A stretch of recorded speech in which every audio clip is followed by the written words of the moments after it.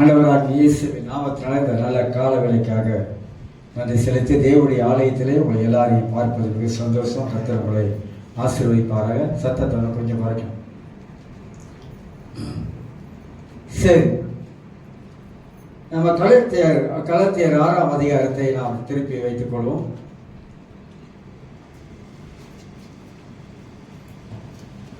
போன வாரத்தில் இதில் தான் சில செய்திகளை மத்தியில் பேசிக்கொண்டு வந்தேன். இன்னைக்கு இந்த 6 வசனங்களை பேசி முடிக்கலாம் என்று எண்ணுகிறேன்.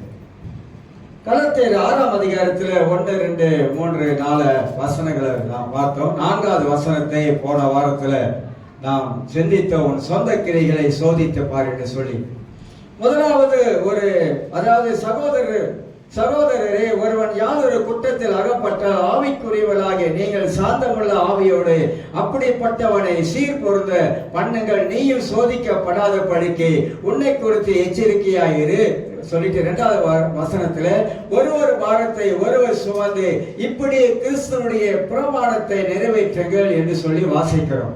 3வது வசனத்துல ஒருவர் தன் ஒன்றுமில்லாத தன்னை ஒரு பொருட்டென்று எண்ணினால் தன்னைத்தானே வஞ்சிக்கிறவனாவான் என்று சொல்லி 4வது வசனத்துல அவன் தன் சுய கிரியை சோதித்து பார்க்க கடவன், அப்பொழுது மற்றவர்களை பார்க்கும் போதெல்லாம் தன்னையே பார்க்கும் போது மேன்மை பாராட்ட அவனுக்கு இடம் உண்டாகும் என்று சொல்லி வாசிக்கிறோம்.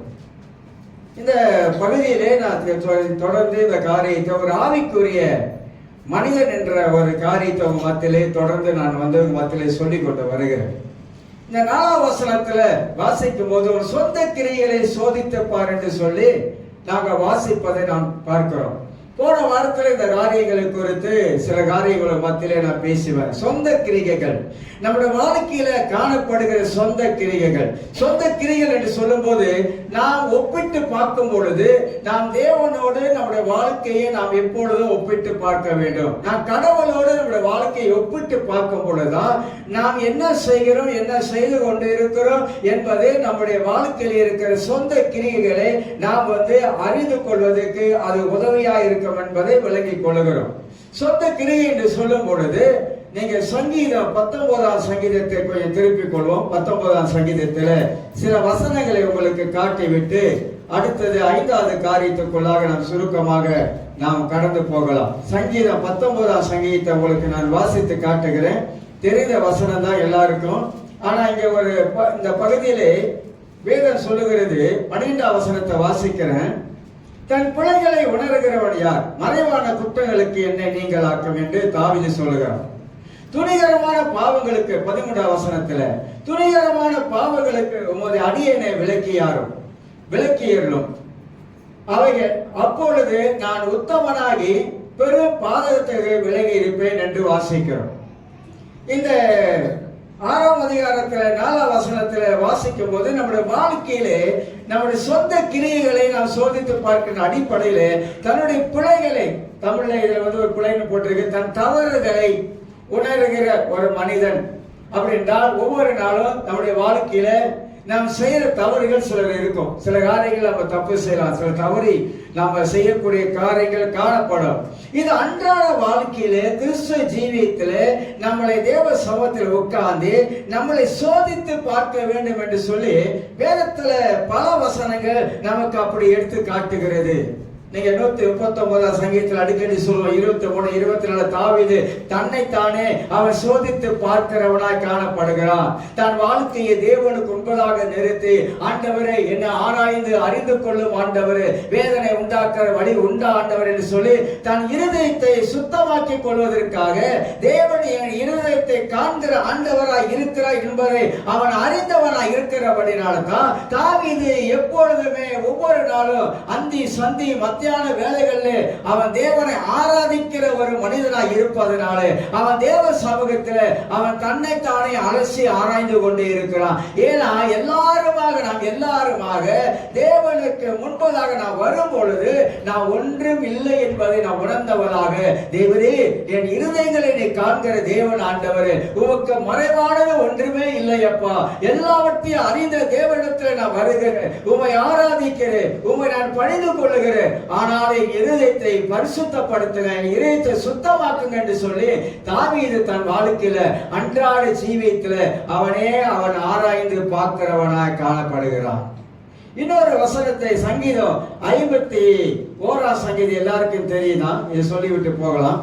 51 சங்கீதத்துல வாசிக்கிற 9-10, என் பாவங்களை பாராதபடிக்கு நீர் உமது முகத்தை மறைத்து என் அக்கிரமங்களை எல்லாம் நீக்கி அருளும். 10 வசனம் வாசிக்கிறேன். தேவனே சுத்த இருதயம் என்னிலே சிருஷ்டியும், நிலைவரமான ஆவியின் உள்ளத்திலே புதுப்பியும் என்று சொல்லி தாவீது பாவம் செய்த பொழுது அவன் தேவ சமூகத்துல வந்து தன் பாவத்தை ஆண்டு சமூகத்துல அறிக்கை செய்கிறவனாய் காணப்படுகிறான். தன் இதயத்தில் இருப்பதை தேவன் அறிந்திருக்கிறார் என்பதை அவன் அறிந்தவனாக ஆண்டவரோடு கூட ஒப்புரவாகுவதற்கு அவன் தன்னை தேவ சமூகத்திலே தாழ்த்தி வருகிறான் என்பதை 51 சங்கீதம் அங்கே வாசிப்பதை குறித்து நாம் அறிந்து கொள்கிறோம். ஆக எனக்கு அருமையானவர்களே, நமது கிரிகைகளை நாம் சோதித்து பார்க்க வேண்டும். இதுல 3 காரியத்தை உங்கள் மத்தியில எடுத்து வைக்க பிரயாசப்படுகிறேன். 3 கேள்வியோட 3 காரியத்தை உங்க முன்னுக்கு வைக்க பிரயாசப்படுகிறேன். ஒன்று, நம்மை நாமே கேள்வி கேட்கணும். நம்ம நாமே ஆண்டவரை பார்த்து ஆண்டு சமூகத்துல நாம கேள்வி கேட்கணும்.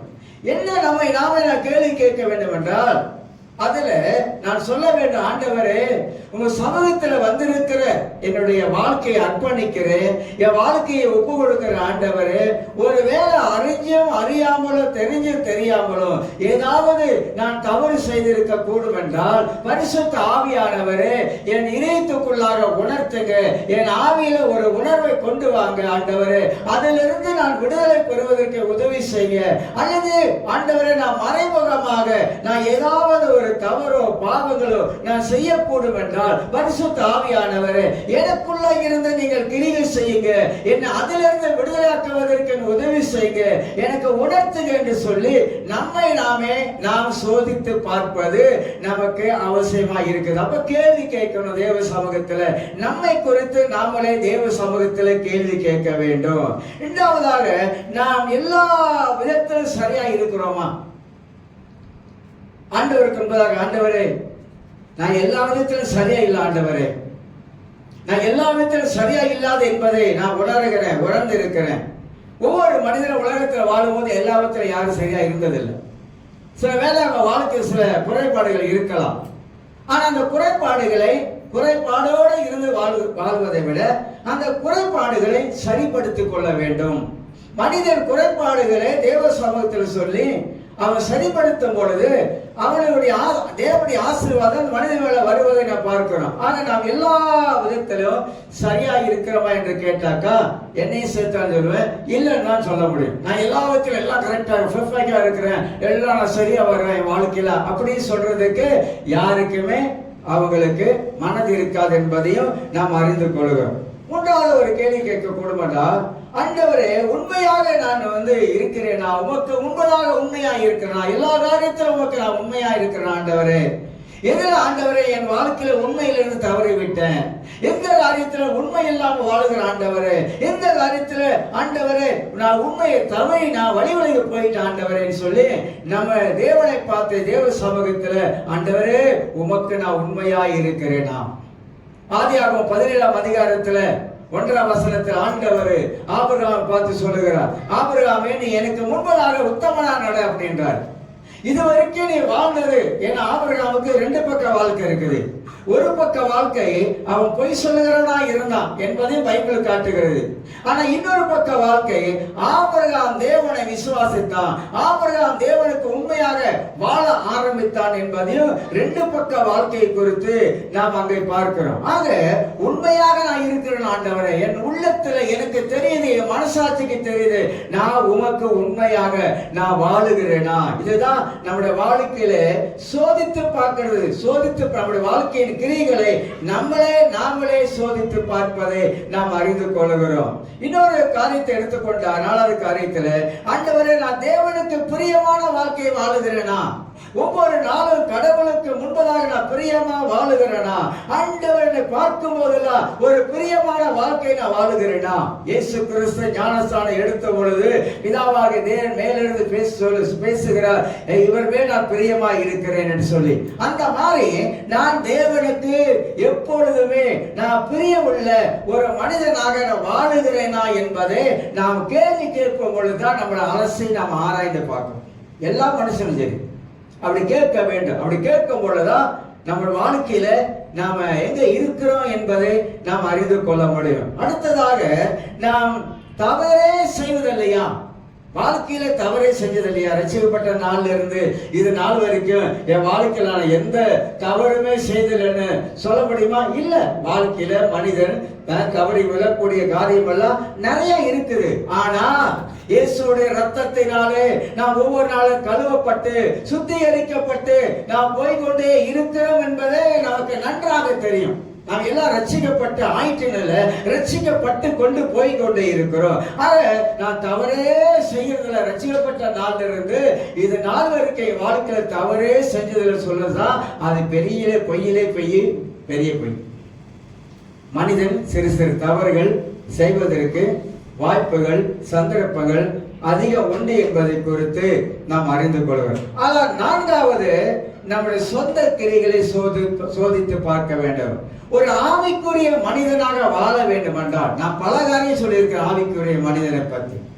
ஒரு வளர்ந்த மனிதன், கிறிஸ்துவுக்குள்ளாக வளர்ந்து கொண்டு வருகிற மனிதன், அவன் ரொம்ப யோசிக்கிறவனாக, சரியாக யோசிக்கிற மனிதனாக, சரியாக சிந்திக்கிற மனிதனாக, நல்லதை கெட்டதை அவன் நன்றாக புரிந்து கொள்ளுகிற மனிதனாக, அவன் தேவனுக்கு பயந்த ஒரு மனிதனாக, தேவ பக்தி உள்ள ஒரு மனிதனாக, வேதத்தை வாசிக்கக்கூடிய ஒரு மனிதனாக, ஒவ்வொரு நாளும் தேவ சமூகத்தில் ஜெபிக்கிற மனிதனாக அவன் வாழக்கூடியவனாக காணப்படுவதுதான் ஆவிக்குரிய மனிதனுக்கு அடையாளம்.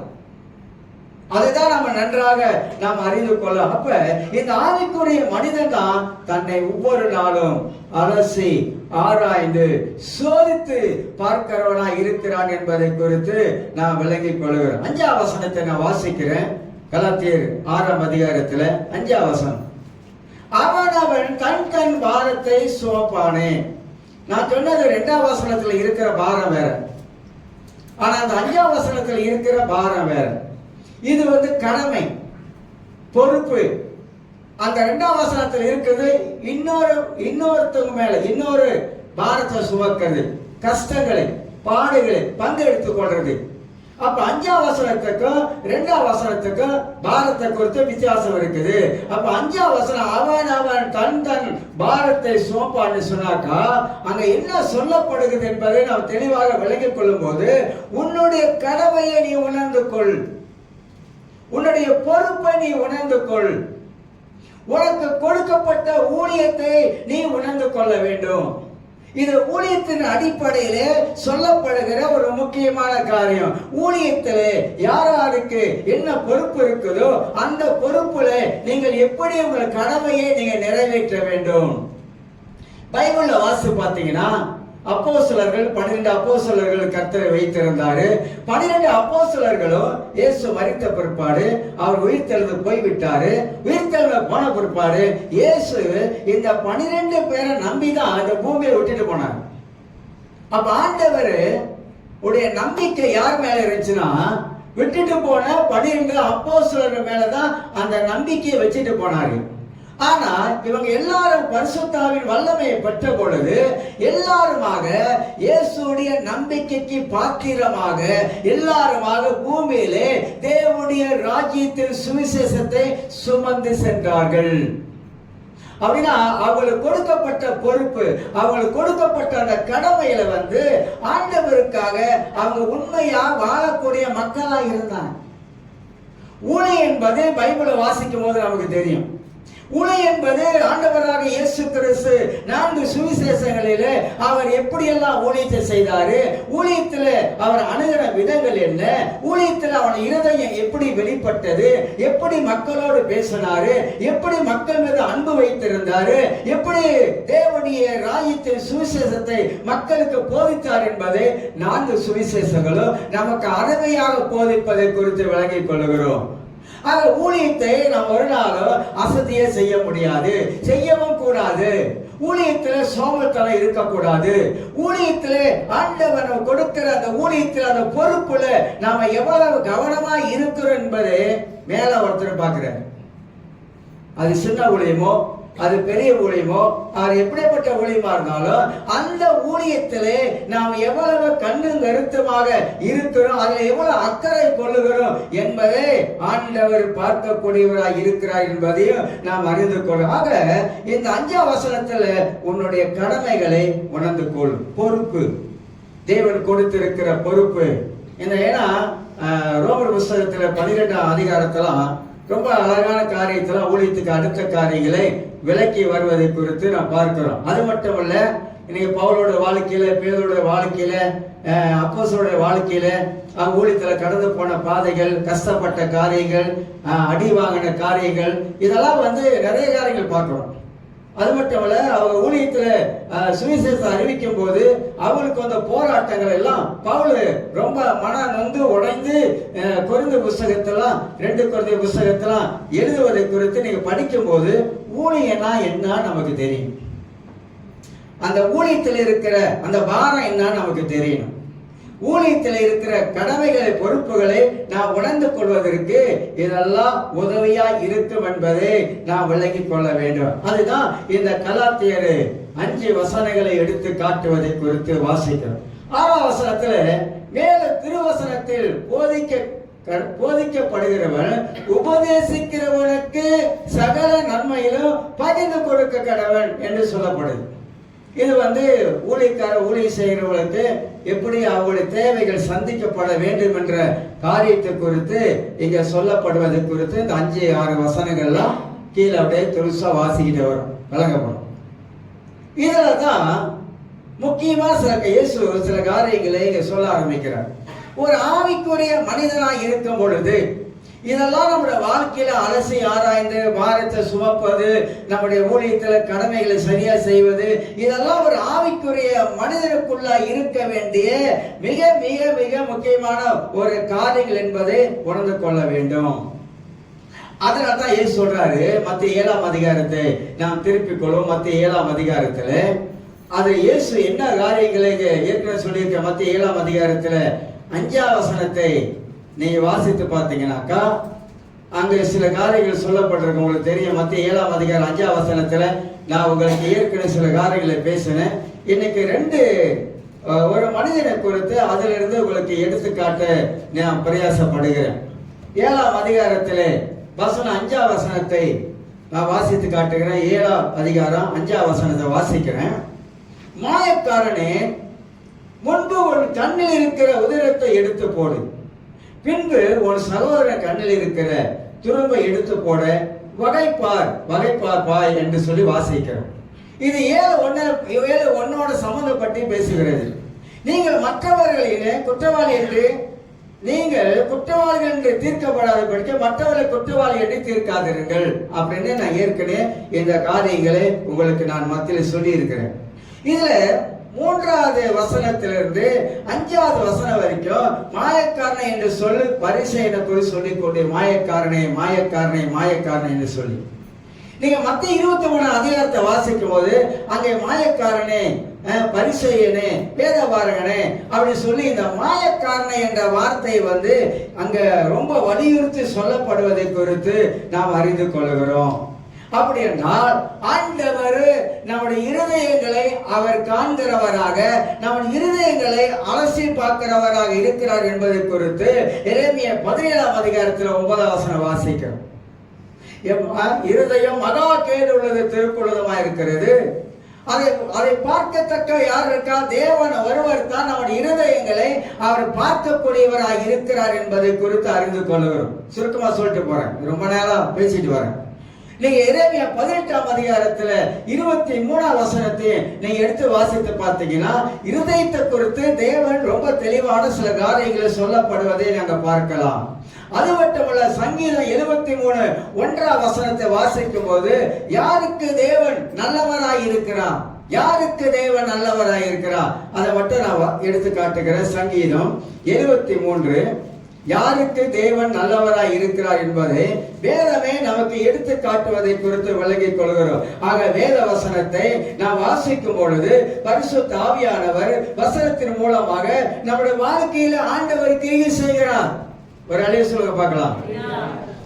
ஒன்றாம் வசனம், சுத்த இருதயம் உள்ளவனாகிய இஸ்ரவேலுக்கு தேவன் நல்லவராய் இருக்கிறார். என்ன சொல்றாரா? சுத்த இருதயம் உள்ளவனாகிய இஸ்ரவேலுக்கு தேவன் எப்படி இருக்காரா? சுத்த இருதயம். அவர் சுத்த இருதயம் நமக்குள்ளாக இருக்கும் பொழுது தேவன் யாருக்கா அப்படிப்பட்டவர்களுக்கு தேவன் பிரியமாய் இருக்கிறார் என்பதை குறித்து நாம் அறிந்து கொள்ளுகிறோம். ஆக தேவனுக்கு பிரியமானவர்களே, நம்முடைய இருதயம் எப்பொழுது சுத்தம் உள்ளதா இருக்க வேண்டும் என்று, அதனால்தான் மாயக்காரன் என்ற வார்த்தையை ஆண்டவர் பயன்படுத்துவதை குறித்து பார்க்கிறோம். இதுல ஒரு 8 காரியங்களை உங்களுக்கு நான் சுருக்கமாக சொல்ல பிரயாசப்படுகிறேன். நம்முடைய வாழ்க்கையிலே நாம் ஒரு ஆவிக்குரிய மனிதனாக வாழ வேண்டும். நம்முடைய வாழ்க்கையிலே நம்முடைய எண்ணங்களை மாற்றி அமைக்க வேண்டும். நம்ம இருதயம் நம்முடைய வாழ்க்கையில சுத்தமாக இருக்க வேண்டும். நாம் தேவனுக்கு பிரியமானவர்களாக வாழ வேண்டும். தேவன் நம்மளை பார்க்கும் போது சந்தோஷப்பட வேண்டும் என்பதுதான் வேதம் நமக்கு கற்றுக் கொடுக்கிறது. 7-8 காரியங்களை உங்களுக்கு சொல்கிறேன்.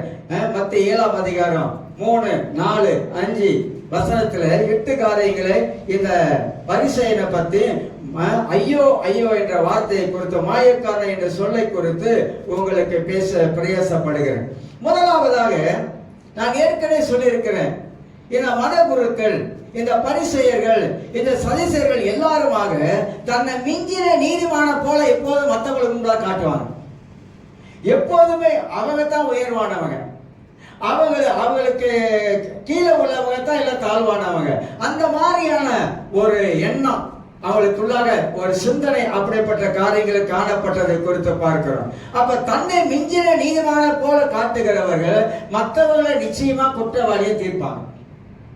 தான் வாழ்க்கையில நான் எல்லா விதத்திலும் சரியா இருக்கேன், நான் 2 நாள் உபவாசம் பண்ணுகிறேன், வாரத்தில் 2 நாள் உபவாசம் பண்ணுகிறேன், நான் தசமாவை கொடுக்கிறேன், நான் ஆண்டு சமூகத்தில் எப்போதும் காத்திருப்பேன். இந்த மாதிரியான அந்த பரிசேயர்கள் சதிசேயர்கள் தங்களை தாங்களே பெருமைப்படுத்திக் கொள்ளக்கூடிய எண்ணம் அவங்களுக்கு இருக்கிறதுனால தான் மற்றவங்களை பார்க்கும்போது கேவலமா பார்ப்பாங்க.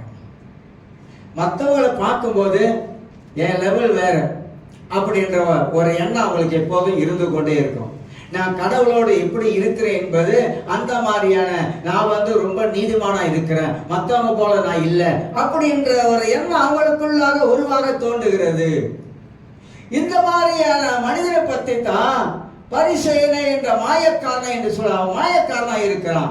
கடவுளுக்கு முன்பதாக அவன் ஒரு மாயக்காரனா இருக்கிறான். மாயக்காரனா வேஷம் போடுறான்னு அர்த்தம், அவ்வளவுதான். அதுதாங்க வலியுறுத்தி சொல்லப்படுகிறது. 2வது காரியமாக, இவர் குற்றம் கண்டுபிடிக்கும் ஆவி உள்ளவங்க. இப்ப இயேசு புதிய ஏற்பாட்டில் எங்கெல்லாம் போறாரு, ஆலயத்துக்கு போறாரோ அங்க என்ன செய்ய போறாரு, இவர் என்ன பண்றாரு, இவர் என்ன பேசுறாரு, இப்படி எல்லாம் கடவுள் இயேசு பேசுகிற வேத வசனங்களை குற்றம் கண்டுபிடிக்கிறதும், அற்புத அடையாளங்களை செய்யும் பொழுது அதை குற்றம் கண்டுபிடிக்கிற ஒரு ஆவியோடு தான் அவங்க சுத்தி தெரிந்தாங்க. இந்த கரிமானவர்கள் எல்லாரும் ஒரு காரியத்தை நம்ம கற்றுக்கொள்ள வேண்டும். நீங்களும் நானும் ஒரு காரியத்தை நன்றாக கற்றுக்கொண்டே வர வேண்டும். நம்ம யாரெல்லாம் குற்றம் கண்டுபிடிக்கிறோமோ அது திருப்பி நம்முடைய வாழ்க்கையில அந்த குற்றம், மற்றவர்களை எப்படி நம்ம குற்றம் கண்டுபிடிக்கிறோமோ நம்முடைய வாழ்க்கையில அதை விட அதிகமான குற்றம் நம்ம வாழ்க்கையில் இருக்கு. அப்ப இயேசு சொல்றாரு, உன் கண்ணில் இருக்கிற உதிரத்தை எடு, மற்றவன் கண்ணில் இருக்கிற உதிரத்தை நீ பார்க்காத. உன் கண்ணிலேயே நிறைய உதிரம் இருக்குது, நிறைய தூசி இருக்குது, அது இருக்கு, எல்லாமே இருக்குது. மற்றவங்க கண்ணையா நீ பார்க்கணும், பார்க்கவே பார்க்காத. பாருங்க, இந்த போதனை எல்லாம் ரொம்ப ஒரு மனிதனுக்கு ஒரு உயர்வான போதனை. இது கற்றுக்கொள்ள வேண்டியது, கை கொள்ள வேண்டியது, வாழ்க்கையில நடைமுறையில அபியாசப்படுத்த வேண்டியது. என் வாழ்க்கையில நான் சரியா இருக்கிறேன் என்பதை முதலாவது அலசி பார்த்து விட்டு மற்றவருடைய வாழ்க்கையை நம்ம அலசி பார்ப்பது, ஆராய்ந்து பார்ப்பது அது நம்முடைய வேலையே இல்லை. நம்மளை நாம் தேவனுக்கு முன்பதாக சரியா வைத்து வாழ்வது அவசியம். இதனால்தான் இன்னைக்கு கிறிஸ்தவ உலகத்துல நிறைய பிரச்சனைகள் ஏற்படுவதற்கு இது ஒரு காரணம். ஏன்னா மற்றவர்களே நம்ம கை நீட்டுறோம். இந்த 4 விரல் நம்மள காட்டல, இப்படி கை நீட்டுறோமா இல்லையா? இந்த விரல் எல்லாம் நம்மள காட்டல. அதுதான் மற்றவர்களை என்னைக்கு நாம் கை நீட்டுறோமோ நாம் அறிந்து கொள்ள வேண்டும், அது ஒரு தவறான ஒரு காரியம். குற்றம் கண்டுபிடிக்கிற ஒரு ஆவிதான் வந்து யாருக்கு இருந்தது? இந்த பரிசேயர்களுக்கு சதுசேயர்களுக்கு இருந்துச்சு.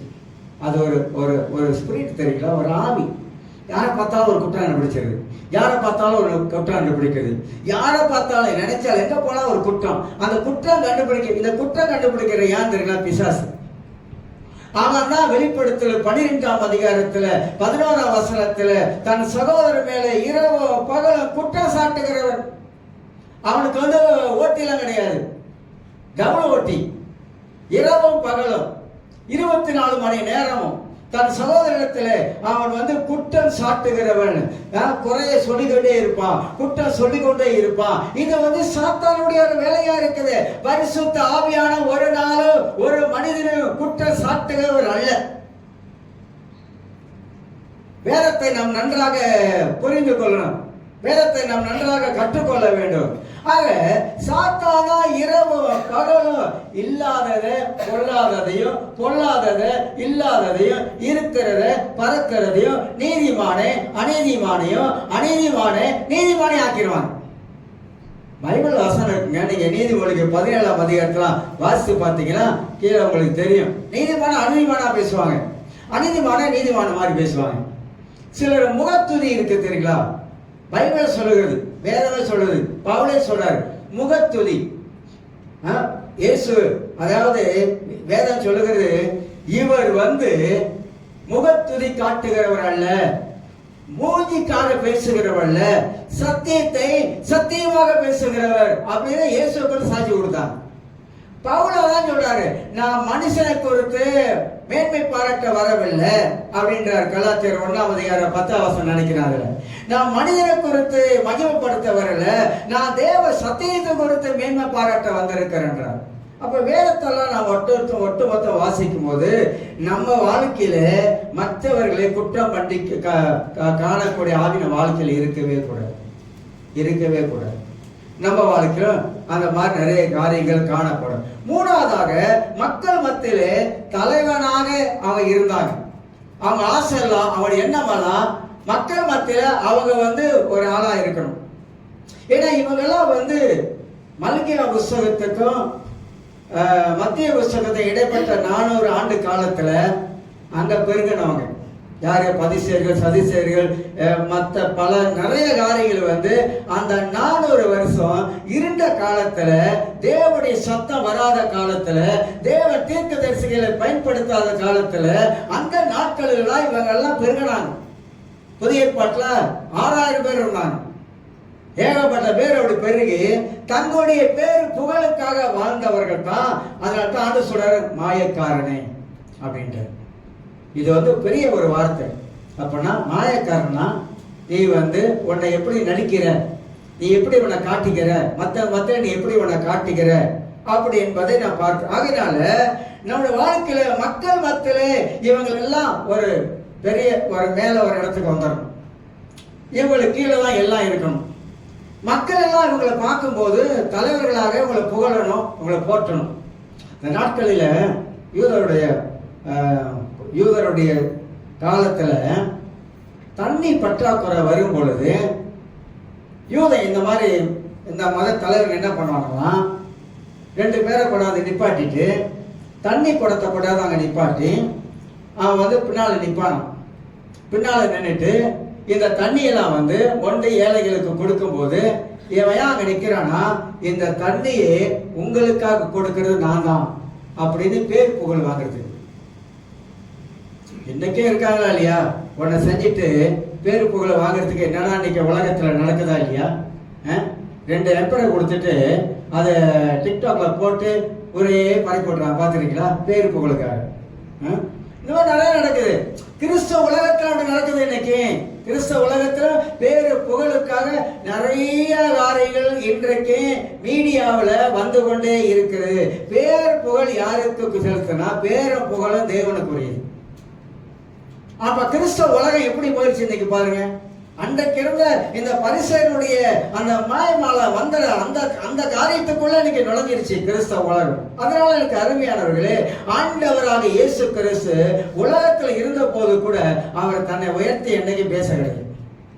மக்கள்ல ஒருவரா அவரு வாழ ஆரம்பித்தார். மக்கள்ல ஒருவராக இருந்தார். அவர் பேசுற வார்த்தைகளாம் மனித வாழ்க்கையில அந்த அளவுக்கு ஒரு ஆவிக்குரிய, அதாவது வார்த்தைகள் மனித வாழ்க்கையில கிரியை செய்யக்கூடியதாக காணப்பட்டது. நாலாவதாக இந்த 4ஆம் நூற்றாண்டுல ஒரு சமய பிரிவாக உருவாக்கப்பட்டவங்க தான் இந்த யாரு பரிசேயர்கள், சதுசேயர்கள் என்பதை குறித்தும் நாம் அறிந்து கொள்கிறோம். 4ஆம் நூற்றாண்டுல தான் பெருகி வந்தாங்க. அப்படியே 4ஆம் நூற்றாண்டு காலத்திலே இவங்க எல்லாம் ஒரு சமய பிரிவாக வாழ்ந்து வந்தவங்க. அதனால்தான் இயேசு புதிய ஏற்பாட்டுல அவங்களை பத்தி என்னென்ன வாழ்க்கையில இருக்கிறது, எப்படிப்பட்டவங்களா இருக்கிறாங்க, எப்படிப்பட்ட ஆவி உள்ளவங்களா செயல்படுறாங்க என்பதை இயேசு அங்க விவரித்து காட்டுவதை குறித்து நாம் பார்க்கிறோம். ஆக 5வதாக சொல்லிட்டு போறேன். 5வதாக பரிசேயன் என்றால் மற்றவரிடத்திலிருந்து தீவிர என்னதான் மதப்பற்று உள்ளவர்கள். மதம், அவங்களுக்கு மதம் தான் முக்கியம், மனிதர் முக்கியம் அல்ல, மனித வாழ்க்கை முக்கியம் அல்ல, மனிதனுடைய ஜீவியம் முக்கியம் அல்ல. இவங்களுக்கு மதம் என்று சொல்லக்கூடியவர்கள் தான் இந்த யூதர்கள் மதம். அதனால்தான் நாங்க பார்க்க முடியும், மதத்தின் அடிப்படையிலே இவங்க நிறைய காரியங்களை தப்பா செய்ய ஆரம்பித்தாங்க, கற்பனைகளை கூட்ட ஆரம்பித்தாங்க. அப்படி இயேசு அழகா சொல்றாரு. மனிதன் போதிக்கிற போதனைகளை மக்களுக்கு போதிக்க ஆரம்பித்தாங்க. தேவனுடைய வார்த்தையை போதிப்பதற்கு பதிலாக இவங்க சொந்த கருத்துக்களை எடுத்து சொல்ல ஆரம்பித்தாங்க. இப்படி நிறைய, ஏனாக்கா இவங்க மக்கள் மத்தியில மதிப்பும் பேரும் புகழும் வாங்குவதற்காக இந்த மாதிரி காரியங்கள் செய்தார் என்பதை குறித்து அறிந்து கொள்கிறோம். 6வதாக இவர்கள் மோசேயின் நியாயப்பிரமாணத்தை ஒவ்வொருவனும் கை கொள்ள வேண்டும் என்று போதித்தாங்க. மோசையோட நியாயப்பிரமாணம் அவங்களுக்கு ரொம்ப ரொம்ப முக்கியமானது. அதை எல்லாரும் கை கொள்ள வேண்டும் என்பது கடினமாக போதிக்க ஆரம்பித்தாங்க. 7வதாக ஓய்வு நாள்ல செய்யக்கூடாதவைகள், வேலை மட்டும் இல்ல, வேலை மட்டும் செய்யக்கூடாத ஒரு காரியம் அல்ல. காலில் செருப்பு போடுறல, செருப்பு, அந்த செருப்பு லெதர்ல இருக்கக்கூடாது, லெதர்ல இருக்கும், ஆணில் அடிச்சது இருக்கக்கூடாது. ஆணில் அடிச்சது இருந்தா அது அந்த ஓய்வு நாளுக்கு சரியில்லாத ஒரு காரியம் அது. அதனால வேலை செய்வது, காலில் செருப்பு போடுவது, ஆணி அடித்த செருப்பு போடக்கூடாது, அது தவறு. லெதர்ல உள்ளதான் அவங்க போடணும், ஏன்னா ஆணி அடிச்சிருக்குல்ல, அதனால வேலை செய்யறது கணக்கு. அது அந்த மாதிரி இந்த மாதிரியான சரகள்ல தான் இவங்க அதிகமாக மூழ்கி வச்சிருந்தாங்க. 8வதாக கொஞ்ச காலத்துல இவங்க வாழ்க்கை மாறிடுச்சு, வித்தியாசமா மாறிடுச்சு, தந்திரவாதியா மாறினாங்க. அது மட்டுமல்ல, சரியாக வாழ்க்கையை நடத்தக்கூடியவா இருக்க வேண்டியவங்க சரியில்லாம வாழக்கூடிய ஆரம்பித்தாங்க. அதனால தான் ஆண்டவராக இயேசு கிறிஸ்து மாயக்காரரை என்று அவங்களை பார்த்து எச்சரிக்கிறார். ஏன்னா வாழ்க்கை மாயமாலமான வாழ்க்கையாக மாறிவிட்டதை குறித்து பார்க்கிறோம். ஆவிக்குரிய வாழ்க்கை இல்லை, ஆவிக்குரிய ஜீவியம் கிடையாது, மதம் தான் அவங்களுக்கு முக்கியமா இருந்துச்சு. வேதத்தை நாம இப்படி அறியும் பொழுது, படிக்கும் பொழுது, நாம் கற்றுக்கொள்ளும் பொழுது இந்த மாயக்காரன் என்ற வாழ்க்கை நம் வாழ்க்கையில ஒரு நாள் இருக்கவே கூடாது. ஆனா இயேசு கிறிஸ்து யாரை இதை வலியுறுத்தி கண்டிப்பாக இதை சொல்வதை குறித்து நாம் எல்லாருமாக நன்றாக நாம் அறிந்து கொள்கிறோம். ஆகினால் எனக்கு அருமையானவர்களே, இந்த ஆவிக்குரிய மனிதரை பத்தி நாம் பேசும் பொழுது இதுல இன்னொரு 7 காரியங்களை சொல்லி டக்குன்னு முடிக்கிறேன். 7 காரியங்களை இதோட முடிச்சிடறேன். இதை தொடர்ந்து போனாலும் சரியா இருக்காது. எல்லாம் ஆவிக்குரிய வாழ்க்கையில சிறப்பா வாழ்றீங்கன்னு நினைக்கிறேன். எல்லாரும் ஆவிக்குரிய வாழ்க்கையில நல்ல வளர்ந்த நிலைமையில வாழ்றீங்கன்னு நினைக்கிறேன், நாம நினைக்கிறோம். ஆனா ஆவிக்குரிய வாழ்க்கை என்னது என்பது அநேகருக்கு அது புரியாம இருக்கலாம். ஆனா ஆவிக்குரிய வாழ்க்கையில வாழும் பொழுதுதான் நாம எங்க இருக்கிறோம் என்பதை நாம் அறிந்து கொள்வதற்கு நாம உதவியாக அது காணப்படும். சரி, இந்த 6ஆம் அதிகாரத்துல ஒரு ஆவிக்குரிய மனிதன் எப்படி சாந்தமுள்ள ஆவியோட போக வேண்டும் என்ற காரியத்தில் இப்படிப்பட்டவருடைய வாழ்க்கையில நாம் என்ன செய்யலாம்? அதாவது ஒருத்தன் பாவபாரத்தில் இருக்கிறாங்களா, பாவத்தில் விழுந்துட்டாங்களா, அல்லது தாங்களை சோதித்து பார்க்காம இருக்கிறாங்களா? இந்த 6 காரியத்துல 7 காரியங்களை என்ன அடிப்படையாக காட்டுதுனாக்கா, இப்படிப்பட்டவங்களை நாம் என்ன செய்யலாம்? இந்த மாதிரி ஆட்களை, இந்த மாதிரி இருக்கிறவங்களை, இந்த மாதிரி மாயமாலம் பண்றவங்களை, இந்த மாதிரி உதவி செய்யாமல் இருக்கிறவங்க, தோல் கொடுக்காம இருக்கிறவங்களுக்கு நாம் என்ன செய்ய முடியும் அப்படின்னு கேட்டீங்கன்னா, முதலாவதாக அவங்க வாழ்க்கையில நம்ம அன்பு காட்டணும். ஒருத்த விழுந்துட்டான், அன்பு காட்டணும். தப்பு பண்ணிட்டான், அன்பு காட்டணும். அன்பு தான் தப்புல இருந்து வெளியே கொண்டு வரும். ஒரு வாழ்க்கையில அவன் சுயக்கிரியை சோதித்து பார்க்கிறான், அவன் மேல அன்பு காட்டணும். ஒரு கிறிஸ்தவனுக்கு அன்பு இல்லைன்னா அவன் கிறிஸ்தவ வாழ்றதுல பிரயோஜனமா இருக்காது. நம்ம ஒருவரை ஒருவர் நம்ம நேசிக்காவிட்டால் கடவுளுடைய கற்பனை நாம் கை கொள்ளன்னு அர்த்தம். நீங்கள் ஒருவரில் ஒருவர் அன்பா இருக்க வேண்டும் என்பதே இயேசுடைய போதனை. அப்ப இயேசுடைய போதனையை நாம் கை கொள்ளாவிட்டால் அப்ப நம்ம எப்படி நம்ம ஒருவருக்கு ஒருவர் நேசத்தை நம்ம பரிமாறிக் கொள்வதற்கு என்ன இருக்குது? ஒண்ணுமே இல்லை. அதனால்தான் 1 கொரிந்தியர் 13ஆம் அதிகாரத்துல 1-6 வரைக்கும் எல்லாருக்கும் தெரியும். 1 கொரிந்தியர் 13ஆம் அதிகாரம் சொன்னாலே அங்க அன்பை பத்தி தான் அடுக்கி பேசிக்கிட்டே வருது. சிலர் நினைக்கிறாங்க இது ரொம்ப கஷ்டம் பஸ், இதெல்லாம் நடக்காத காரியம் பஸ், வாழ்க்கையில இதெல்லாம் செய்ய முடியாது பஸ், ஏதோ ஆண்டவர் தெரியாம எழுதிட்டாரு போல இருக்கு, பைபிள்ல ஆவியானவர் தெரியாம எழுதி வச்சுட்டாரு, மனிதனால் செய்ய முடியாதுன்னு தெரியும், அப்படியே அதை கொண்டு எழுதி வச்சாரு. இப்ப அப்படிதான் சொல்றாங்க, மனிதனால் செய்ய முடியாது, ஏன் அதை கொண்டு எழுதி வச்சாரு ஆண்டவர் இதுல, அப்படிலாம் நினைக்கிறாங்க. இல்ல, மனிதனால் செய்ய முடியும் என்பதற்காக தான் எழுதி வச்சிருக்கிறாரு. நம்மளால முடியும் என்பதற்காக தான் தேவன் எழுதி வச்சிருக்கிறாரு. ஆனா அன்பு காட்ட வேண்டும் என்பது முதல் படியா இருக்குது.